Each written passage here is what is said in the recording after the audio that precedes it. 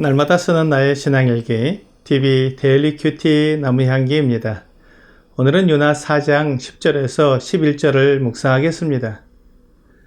여호와께서 이르시되 내가 수고도 아니하였고 재배도 아니하였고 하룻밤에 났다가 하룻밤에 말라버린 이 박농쿨을 아꼈거든 하물며 이 큰 성읍 니느웨에는 좌우를 분별하지 못하는 자가 12만여 명이요 가축도 많이 있나니 내가 어찌 아끼지 아니하겠느냐 하시니라. 짧은 4장으로 된 요나서의 마지막 부분은 하나님께서 얼마나 사람들을 사랑하시는지를 나타내 보여주시는 아름다운 결말로 되어 있습니다. 선지자 요나가 니느웨 성이 멸망하지 않고 하나님께서 용서해 주시자 화를 내며 니느웨 성 동편에 초막을 짓고 니느웨 성이 멸망할 때까지 지켜보겠다고 했습니다. 이 모습을 보신 하나님께서 그에게 교훈을 주시려고 박농쿨을 주셨다가 다음날 벌레가 갉아먹어 시들게 하셨습니다. 요나는 자기 머리에 그늘을 드리워 주었던 박농쿨이 사라지자 너무나 화가 났습니다. 그가 죽기까지 화가 난다고 말했습니다. 하나님께서 요나에게 박농쿨을 주신 것은 그가 무엇을 사랑하며 무엇을 위하는지 알게 하시려는 것이었습니다. 그것을 통해 하나님께서 니느웨 백성들을 사랑하시는 것이 얼마나 옳은 것인지 알려주시는 것입니다.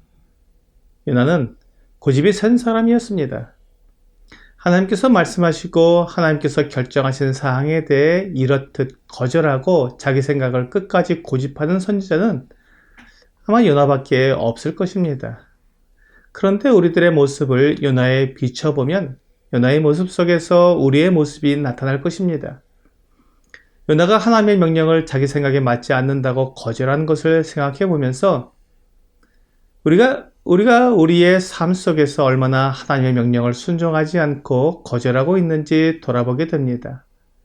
우리가 성경에 기록된 확실하고 분명한 하나님의 말씀을 읽고 배워서 알고 있지만 그것이 내 생각과 맞지 않고 내 상황에 어울리지 않는다는 생각으로 타협을 하거나 거절하기도 합니다.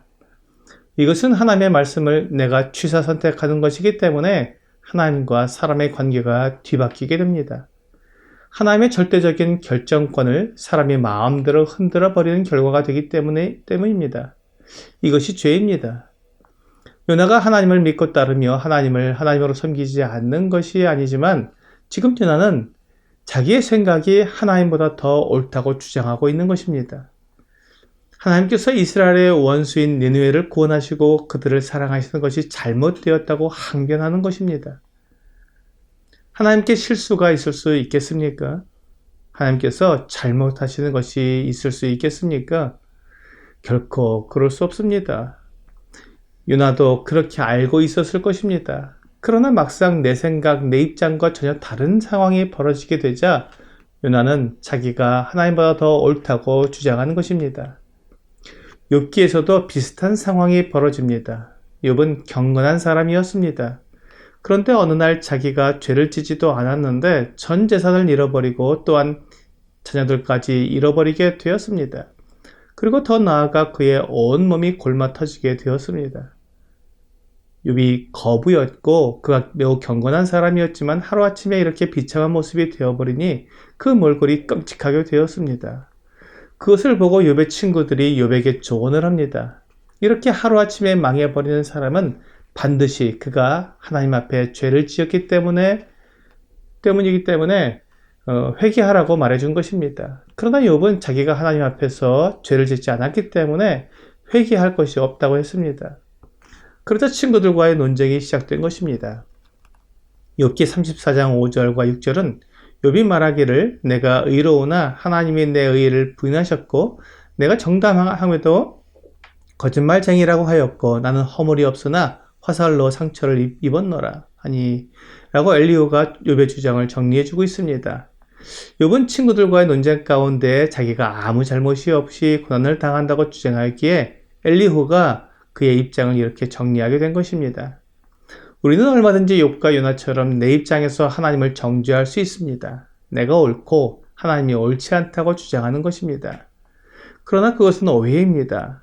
모든 것을 다 알지 못하는 우리가 부분적으로 판단하여 하나님을 오해하는 것입니다.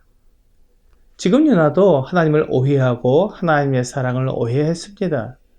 그래서 이렇게 하나님께 대하여 반항하며 화를 내고 있는 것입니다. 하나님께서 욥에게 말씀하셨습니다. 욥기 40장 7절과 8절입니다. 너는 대장부처럼 허리를 묶고 내가 네게 묻겠으니 내게 대답할지니라. 내가 내 공의를 부인하려느냐? 내 의의를 세우려고 나를 악하다 하겠느냐? 욥은 자기가 의롭다는 것을 나타내기 위해 하나님을 악하다고 주장하게 된 것입니다. 이것이 우리가 종종 범하게 되는 잘못입니다. 우리가 하나님보다 더 의롭다고 생각하는 것은 하나님 앞에서 죄를 짓는 것입니다. 하나님은 요나에게도 말씀하셨습니다. 여호와께서 이르시되 내가 수고도 아니하였고 재배도 아니하였고 하룻밤에 났다가 하룻밤에 말라버린 이 박넝쿨을 아꼈거든. 하물며 이 큰 성읍 니느웨에는 좌우를 분별하지 못하는 자가 12만여 명이요 가축도 많이 있나니 내가 어찌 아끼지 아니하겠느냐 하시니라. 요나가 자기 것이 아닌 박넝쿨을 아꼈습니다. 그것이 자기에게 도움이 되었다는 이유로 그것을 아꼈던 것입니다. 하지만 하나님은 이 세상의 모든 사람들을 지으신 창조주이시며 모든 사람들의 하나님이십니다. 그들의 생사화복을 주장하시고 그들을 태어나게도 하시며 죽음에 이르게도 하시는 전능하신 하나님이십니다. 그런데 어떻게 그들을 사랑하지 않을 수 있겠습니까? 아무리 자식이 악하고 무능해도 아버지는 자식을 사랑합니다. 그 자식이 올바른 길로 돌아가기만 하면 뛰어나가 끌어안고 행복해야 할 것입니다. 니느웨 백성들에게 그런 기회를 주시고 그렇게 회개하고 하나님께로 돌아온 니느웨 백성들을 심판하지 않고 용서하신 하나님을 사랑의 하나님이라고 불러야 하지 않을까요? 하지만 요나는 그 하나님을 반항했던 것입니다. 요나가 생각하는 사랑의 하나님은 오직 이스라엘에 국한된 것이었던 것입니다. 하지만 하나님은 제한받지 않으시는 분이십니다. 하나님은 이스라엘의 하나님만 되시는 것이 아니라 모든 사람의 하나님이십니다. 그러므로 내 생각, 내 입장에 따라 하나님을 사랑을 하는 것이 아니라 하나님의 절대적인 기준을 따라 사랑을 해야 합니다. 하나님은 모든 사람을 사랑하십니다. 하나님의 사랑에는 제한이 없습니다. 오늘의 적용 질문을 보겠습니다. 내가 사랑하기 힘든 사람들은 누구인가요? 내가 사랑하지 않아도 될 사람이 있습니까?